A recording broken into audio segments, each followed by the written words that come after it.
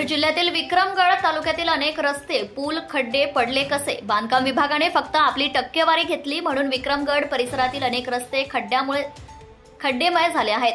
कारण अशी की मनोहरकडे जाणारे रस्ते, केव, भोवली, चिंचघर, सावरखेड असे अनेक गावांमध्ये विक्रमगड येथील ठेकेदार, शाखा अभियंता व उपविभागीय अभियंता यांच्या टक्केवारीमुळे आज आदिवासी भागातील रस्ते खड्डेमय झाले आहेत। तसेच या बांधकाम विभागांमध्ये टक्केवारी मोठ्या प्रमाणात चालते, त्यावर कार्यकारी अभियंता जव्हार येथील यांची जर टक्केवारी दिली त्यामुळे आमदारांचा निधी गेला खड्ड्यात। आता आमदारांना बदनाम करण्याचा जणू काही या बांधकाम विभागाने सुपारी घेतली आहे।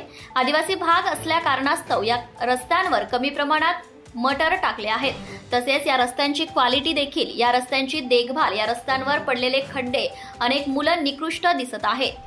या पावसामध्ये अनेकांचे हातपाय तुटले, वाहनधारक त्रस्त झाले आहेत। परंतु बांधकाम विभाग हा भ्रष्ट विभाग झाल्यामुळे पालघर जिल्ह्यातील रस्त्यांची पालकमंत्र्यांनी चौकशी करावी व बांधकाम मंत्री चव्हाण यांनी देखील चौकशी करावी अशी मागणी तालुक्यातील नागरिक, वाहनधारक करीत आहे। Subscribe now and press the bell icon. Never miss an update.